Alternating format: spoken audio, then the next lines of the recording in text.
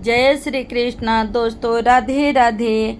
हम वैशाख माह का महात्म सुन रहे हैं कथा, जो कि हम 15वां अध्याय सुने हैं और 16वां अध्याय में अब हम लोग शुरू करेंगे।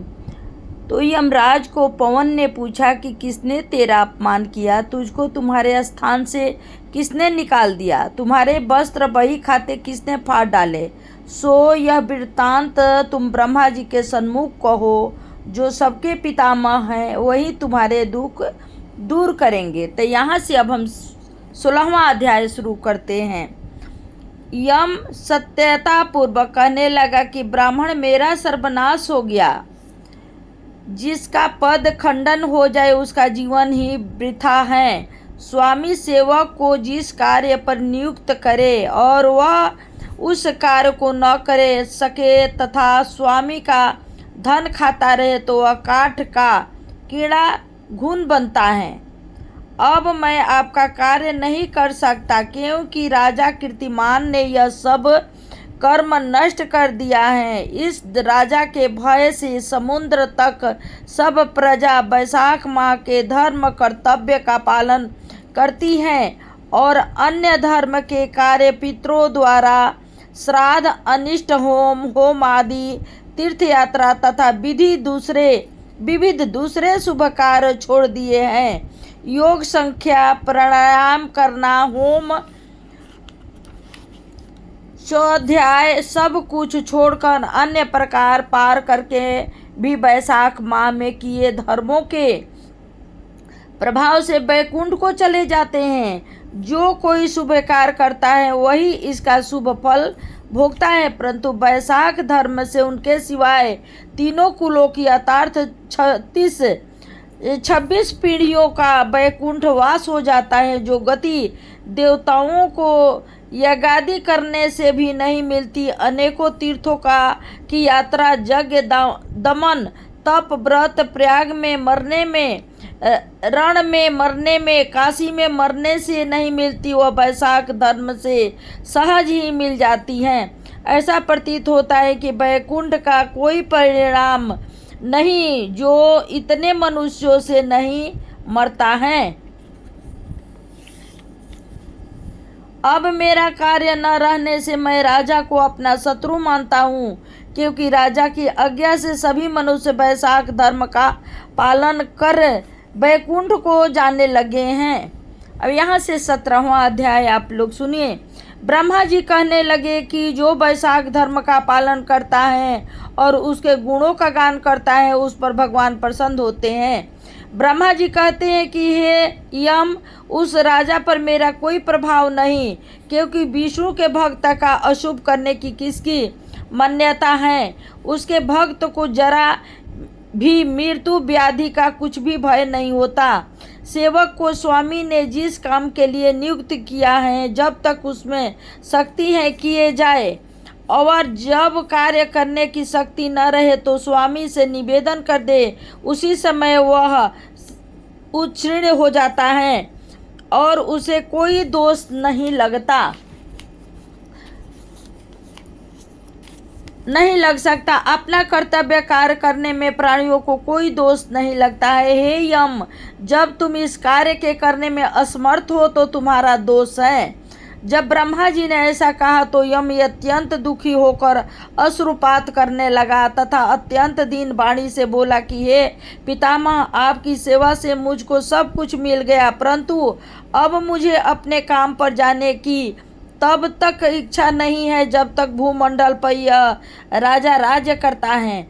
जब तक इस राजा को इस कार्य से मैं चलयमान नहीं कर देता, मुझको विश्राम प्राप्त नहीं हो सकता। आप मेरे इस कार्य को सिद्ध कर दीजिए, तभी मैं फिर शासन कर सकता हूँ। यम की यह बात सुनकर ब्रह्मा जी सोच में पड़ गए। थोड़ी देर विचार करके ब्रह्मा जी यम को समझाते हुए बोले कि हे यम, इस वैष्णव धर्म में प्राणायन राजा का निग्रह नहीं कर सकता, और यदि क्रोध वंश तू नहीं मानता तो चल विष्णु भगवान के पास चलते हैं। जैसी वह आज्ञा करेंगे वैसा ही किया जाएगा। ऐसा कर ब्रह्मा जी यम को साथ लेकर क्षीर सागर में गए और निर्गुण रूप परमेश्वर अद्वितीय पुरुषोत्तम भगवान श्री संख्य योग से स्तुति करने लगे। इस प्रकार के स्तुति पर श्री विष्णु भगवान प्रकट हुए और गंभीर वाणी में कहने लगे कि तुम्हारे आने का क्या कारण है? क्या तुम राक्षसों द्वारा सताए गए हो? यम का मुख मलिन और कंधे क्यों झुके हुए दिखाई देते हैं? तब ब्रह्मा जी कहने लगे कि हे प्रभु, राजा कीर्तिमान की आज्ञा अनुसार उनके शासन में सब मनुष्य वैकुंठ के धर्मों का पालन करके विष्णु पद को प्राप्त करते चले जा रहे हैं। इस प्रकार जब सारी यमपुरी खाली हो गई तो यम युद्ध करने के लिए राजा के पास गया और अपना दंड उठाकर राजा को मारने लगा, तो आपके सुदर्शन चक्र ने इसको परास्त कर दिया। अब ये दुखी होकर मेरे पास आया है। अब हे महाप्रभु, आप राजा को दंड देकर यम की रक्षा कीजिए। ब्रह्मा जी की यह वार्ता सुनकर भगवान कुछ हंसकर कहने लगे कि हे ब्रह्मा जी तथा यम, मैं लक्ष्मी जी अपनी देह और प्राण भी त्याग सकता हूँ। श्री वत्स केतु कौस्तुभ मणि तथा बैजंती माला का त्याग कर सकता हूँ। श्वेत दीप, बैकुंठ, क्षीर सागर, गणुर और शेष को भी छोड़ सकता हूँ, परंतु अपने भक्तों को नहीं छोड़ सकता। आप ही सोचिए, जिन्होंने मेरे लिए सर्वस्त्र त्याग दिया और अपनी आत्मा मुझ में ही लगा दी, मैं उनको कैसे त्याग सकता हूँ? फिर हे यम, मैं तेरे दुख को दूर करने का उपाय बतलाता हूँ। यह राजा की आयु मैंने 10,000 वर्ष की दी है, इसमें 8,000 वर्ष बीत चुके हैं। अब 2,000 वर्ष की आयु और भोग कर वह मेरी संयुग मुक्ति को प्राप्त होगा। तब बेन नाम का एक राजा बड़ा अत्याचारी और दुराचारी होगा और सब वेदों धर्मों को नष्ट कर देगा। वैशाख धर्म में लोप हो जाएंगे। फिर मैं पृथ्वी का अवतार लेकर पुनः धर्म की स्थापना करूंगा और वैशाख मास धर्म की मनुष्यों से कराऊंगा। जो मेरा भक्त है, जिसने मुझ में ही अपना ध्यान लगा दिया है और सर्वस्त्र त्याग दिया है, वह कोई हजारों में से एक ही होता है। उसको ही वैशाख खुद धर्म कहना चाहिए। बहुत थोड़े मनुष्य पृथ्वी पर मेरे इस धर्म को जानने वाले हैं। अब हे यम, तू किसी प्रकार से दुखी मत हो, तेरे काम की सिद्धि हो जाएगी। वह राजा तेरा भाग भी देगा। अपने अपने भाग्य को ग्रहण करने वाला दुखी नहीं होता है। जो मनुष्य उद्देश्य से प्रतिदिन स्नान, अर्ध जल, कुंभ, दही अनादि का दान नहीं करेंगे, उनका वैशाख धर्म निष्फल हो जाएगा। जो कोई प्राणी तुम्हारा भोग देकर वैशाख वक्त धर्म करके उनके कार्य में तुम विघ्न मत डालो, और जो तुम्हारा भाग दिए बिना ही केवल मेरा भजन करता है, उसको मेरी आज्ञा से तुम अवश्य दंड दो। उस राजा से तुम्हें भाग दिलाने के लिए मैं अभी सुनद को भेजता हूँ। यह अवश्य राजा को समझाकर तुम्हारा भाग्य दिलाएगा। इस प्रकार हर तरह से यम को आश्वासन देकर भगवान अंतर्ध्यान हो गए। यम भी प्रसन्नता से अपनी पुरी को चला गया और फिर भगवान की आज्ञा से जैसे सुनंद ने राजा को समझाया, सभी ने वैशाख माह के धर्मों में यम को भोग दिया।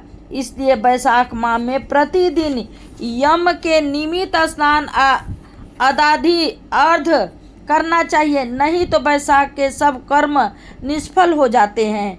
वैशाख की पूर्णिमा को सबसे पहले यमराज के निमित्त जल का घड़ा, दही तथा अन्न दान करना चाहिए। फिर पितरों और गुरु के निमित्त पश्चात भगवान के निमित्त शीतल जल, दही, अन्न, तांबूल, दक्षिणा और फल कांसे के पात्र में भरकर भगवान के अर्पण करे।